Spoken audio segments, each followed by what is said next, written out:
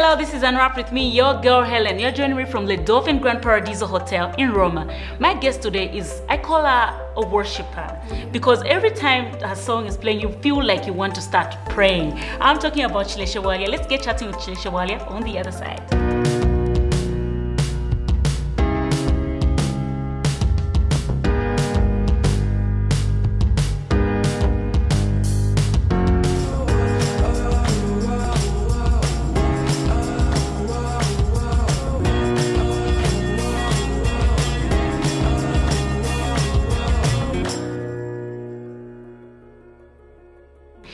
All right, welcome back. So I mentioned that I'll be chatting with Chileshe Bwalya. Welcome to the program. Thank you for having me. How are you? It's always a pleasure. I'm fine.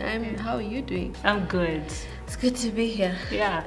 Okay, Chileshe Bwalya. I want to know a bit of, firstly, your background. Were you born in Lusaka, Copperbelt?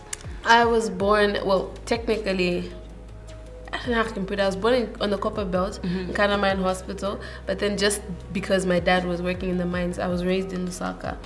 I've literally grown up here all my life. I've lived on the Copper Belt for a little bit, maybe a few months, but most of my life has been in Lusaka. Okay, yeah. you were staying with both parents? Yeah, I've grown up with both of my parents. I have 7 siblings, though I've grown up with 4 of them because 3 of my siblings are half siblings, so they've I've literally just been with my family throughout until I went to Maryland, and then I remember going to Charleston Basic School for like a term, and then I moved to Lusaka Girls, where I did most of my primary school, until I moved to Kabulonga Girls, where I did my high school. And then after that, I went to Zibig, then I went to Zikas, and I'm still studying. So, what are you studying? Business management with the ABE. Nice. Yeah. Were you always singing in like your young life? Were you always the person who wants to sing? I've literally been the noisiest person in the house. I've grown up singing, and it's funny because just yesterday I was telling somebody that singing is one of my greatest strengths. It's one of those things that you can come and tell me, oh no, yeah this, yeah that, but you can't tell me I can't sing. Yeah. You know, like I know, like deep within me that it's in there. Yeah. I may not say that I'm the best singer in the world, but I know I have the gift, and God has embedded it within me. Yeah. All right. So, on that note, we take a break. On this break, I want you to pick any of your music videos. Let's see Naluba. Yeah, okay, nice. Naluba. Let's check out Chileshe Bwalya with Naluba.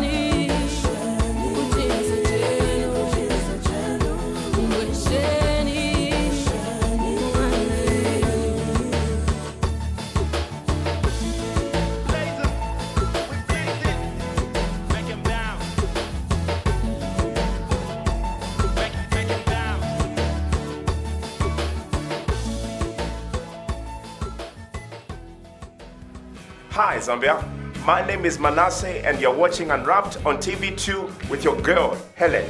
Don't touch that dial. Be blessed. Welcome back. So that's Chileshe Bwalya with Naluba. Chileshe, your songs are really touching. Like I said, like when when you're listening to your song, you feel like you have to start praying. That's like how I feel, and I've heard a lot of people say that. Did you always have a Christian background? I've grown up in a Christian home, though I think we had this perception of Christianity that I think a lot of people still have, where we religiously went to church on Sunday, but we're not exactly devoted to Christ. So, you know, we would go to parties and whatnot, and I'd watch my parents drink and things like that, and for me it looked normal. Like, as long as I go to church on Sunday, then I'm fine. You know, I'm a Christian as long as I go to church on Sunday, and I can do everything else, whatever I want, until I think my mom got saved truly before everyone else, and she just devoted her time to pray for all of her children. And then 2012, we all just sort of found God, gave our lives to God, and everybody has been walking the journey with God, and it's just amazing because it's different, because now it's 24/7. You're living for God. Everywhere you go, everything that you do in your job, it's all about God. So I guess from that point on, I can say you'd say I have a Christian background from that angle. Though I beg to differ. I feel like we had an illusion of Christianity, but now we know. We have experienced what true Christianity is. When I look at you, I don't imagine you even like getting drunk and that.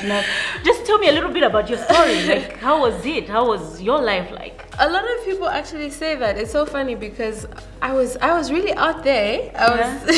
I think I've done it all. But anyway, it's not something I'm proud of. But at the end of the day, it's something that I thank God for, because I get to minister to people from relatably. You know, I'm able to tell someone that I've been through it, and you can also overcome this.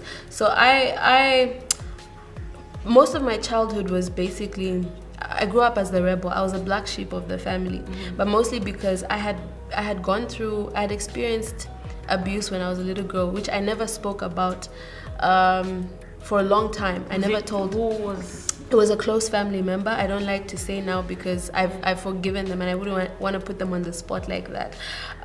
So I didn't tell my parents for a long time, and I shielded that, and it sort of molded the person that I turned into, because I felt like I was worthless, you know, like I'm a little girl and this has happened to me, and I grow up learning about what it is and what has been done to me, and then you realize that it's like your dignity has been taken away. So instead of seeking counsel, seeking help, and because I didn't know God, obviously, I sort of retaliated. Every time I was trying to protect myself, and at the end of the day, I was hurting myself more than anything. So you'd find situations where getting into relationships where you want to be very commanding because you don't want to feel used, getting just the wrong kind of friendships, the wrong kind of crowds, doing the wrong things because you just don't want to be put in a position where someone is going to compromise you, so you end up compromising yourself. And I feel like a lot of people actually are going through that without having someone to talk to. When I eventually spoke about it with my parents, obviously it changed even the relationship that I had with them, especially my father, because he never understood. He was just like, what is wrong with this girl, you know? And then when I spoke about it, it drastically changed our relationship, because obviously for him, he felt like I wasn't there to protect my daughter, and all this time I've judged her and thought she was just a rebellious child without knowing what she had been through. And now we're very close now, and I don't blame him. Obviously there was a point when I blamed my parents because I felt like, where were you, you know, when this was happening? But I'm grateful to God that I have found this peace within me about it also, because how did you manage, because a lot of people don't completely heal from such? When I learned about true forgiveness, I think the biggest part about healing is forgiveness, and not only forgiving the people that hurt you, but also forgiving yourself. Because most times I think it's what keeps us from healing is the regret of everything that you've done to yourself, or everything that you tell yourself, that you convince yourself, because most times you're dealing with something alone. So you start to tell yourself, maybe I'm ugly, maybe I'm not worthy, maybe I'm not what. So it's not even so much about what the person has done to you. It's about the things that you put on yourself. And we fail to forgive ourselves from that, and at the end of the day you kind of become this closed up person. You put up a face with everyone else on the outside. Everyone will think you're a strong, tough person who just likes to live their life, but deep down inside you're a broken person.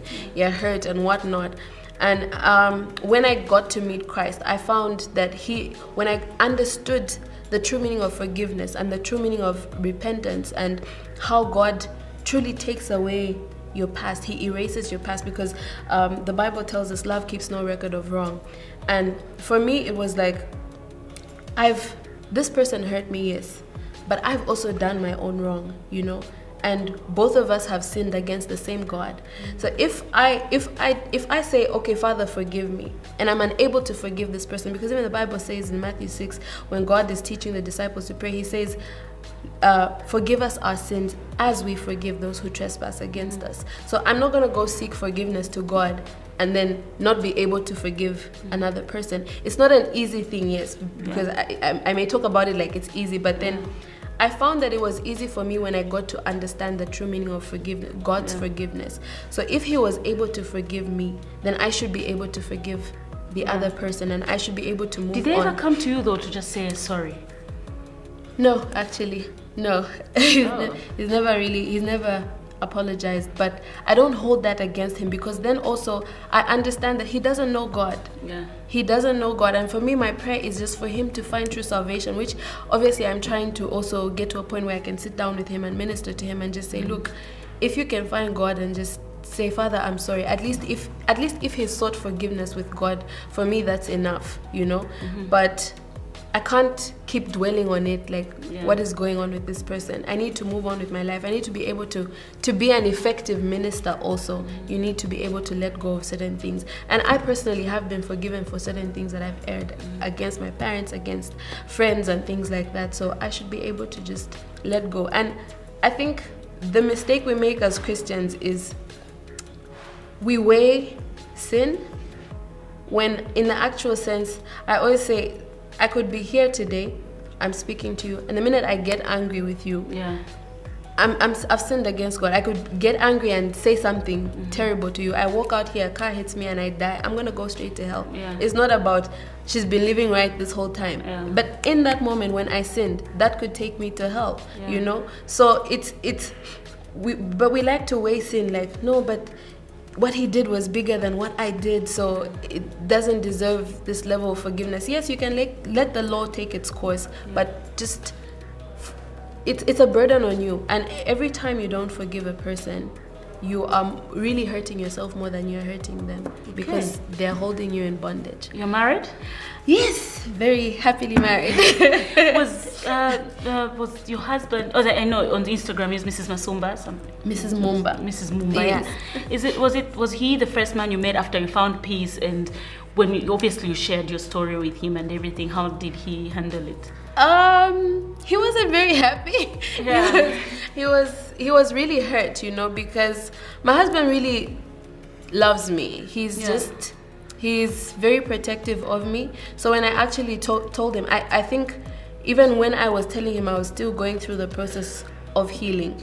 I had healed to a certain extent, but then I still had to go through that process, because obviously things like that affect the type of person you are, even in a marriage. And for me, I felt like telling him would be best for us to be able to, for him to be able to understand also certain, maybe days when I'd act a certain way and things like that, and for us to be able to complement each other.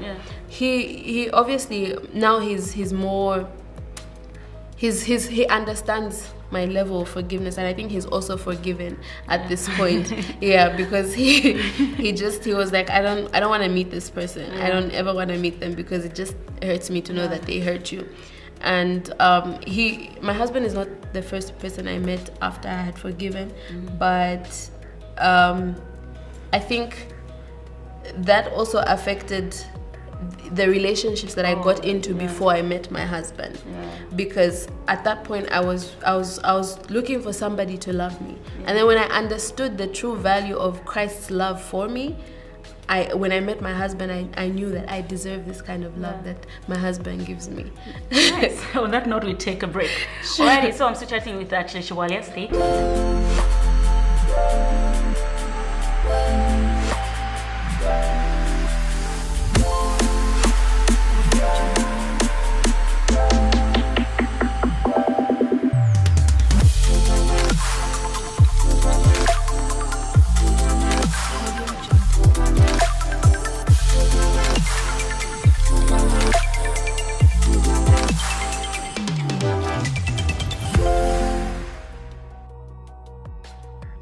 Welcome back. So I'm still chatting with Chileshe Bwalya. Chileshe Bwalya, there's a game we play here on the show. It's called Crush Unwrapped. So it's just a game, and whatever we ask you, it's just a game. So I'll give you three names, and whatever I ask you, you have to pick from the 3 names. So I'll give you Israel, Ephraim, and Pompey. Okay. Am I used to 3? Who would you have a crush on in another world? Crush on? If you had to crush on anyone, who would it be? Oh my god. I think the only person I've been crushing on since 2012 is my husband. I don't know. Hey, just musically pick. Maybe? No, just pick. Wow. That's really on the spot. Yeah. Okay, I will emphasize, I'll pick based on their music, not on who they are and whatever. Like, personalities, obviously, because you don't know them as much, but just who would you... I know Ephraim because I spend a lot of time with him. So maybe let me pick him because he's like a brother to me. Who would you date? No. It's a game, Mr. Mumba. It's a game, don't worry. Everyone has to play this game on the show. No, none of them actually. I promise you, none of them. Oh, none of them. No, because I want you to look at Ephraim as your brother, because then it will be difficult. That's the thing. It's between Pompey and Israel. Even them, it's just this is a very tough game. I should have been warned. I honestly can't pick. Like, it's very difficult because you're thinking too much. No. I wish you picked like an artist from like people from like outside. It would have been easy. But then we want locals. No, man, I can't. Come on. Picking based on music again. Picking based on music. I'm crushing on their music. I'll say Pompey. Who would you marry? Would I? Wait, so crush, marry, date. Crush, date, marry. Okay. Rate, okay, I'm gonna put this, disclaimer, this is totally based on their music. It's just a game, they know. Yeah, I haven't really listened to Israel's gospel music. Yeah. I know I used to listen to Exile, yeah.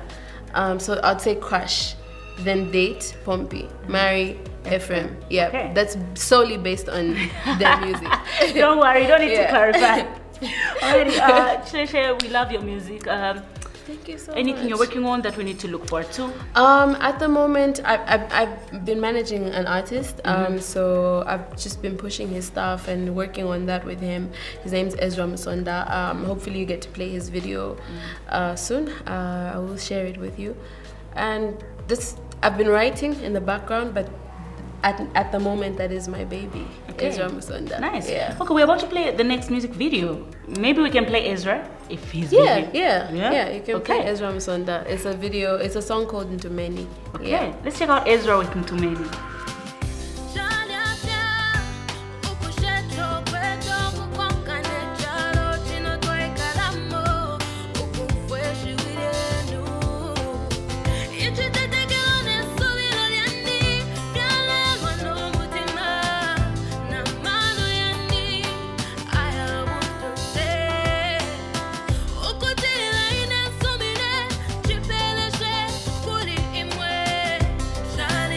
Pasando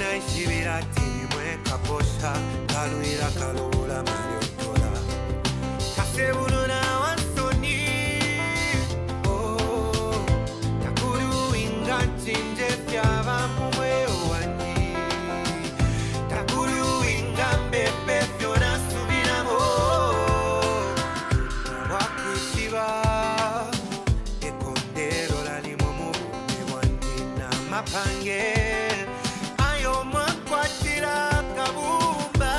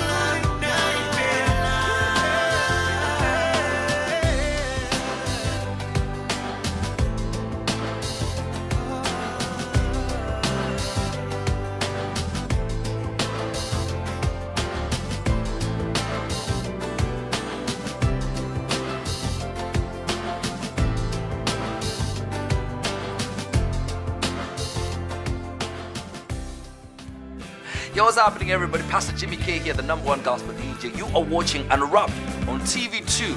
It's your girl Hellen. Stay tuned. Welcome back. So that is Ezra with Too Many. Beautiful song, beautiful talent right there you're managing. Amen. Yeah. Amen. Okay, we've come to the end of the show. I really enjoyed having you. I wish we had more time to talk. I know. I've enjoyed being here also. I always enjoy your company. Yeah. Just look into that camera and just talk to your followers. Well, I'm always just advising people to just love Jesus. Give your life to God if you haven't given your life to God, because that's the best decision you could ever make in your life. Especially people who feel like you don't know what your purpose is. You can only find your purpose in God.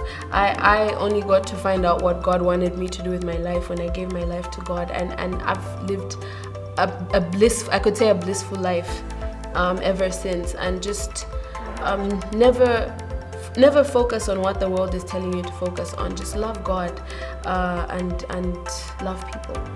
Nice, thank you so much. You know, your smile throughout the show, you're telling a sad story, and your smile is the one that's comforting, because I'm like pissing off, like really when I know. Then your smile is comforting. I know, and I know this is a sad part, because I know others will listen to my story and get sad on my behalf. Yeah. But then, I mean, I just forgive. Yeah, that's nice. That's nice. That's encouraging, actually. Yeah. It means we can all forgive, actually. Yeah. Alrighty, so this has been Unwrapped with me, your girl Hellen. Like we always say, learn something from our guests. You get to be entertained as well, but most importantly, do learn something. Remember to like our Facebook page, Unwrapped with Hellen. Follow links to our YouTube channel so you can watch these episodes as many times as you feel like. From me and the entire crew, it's bye-bye.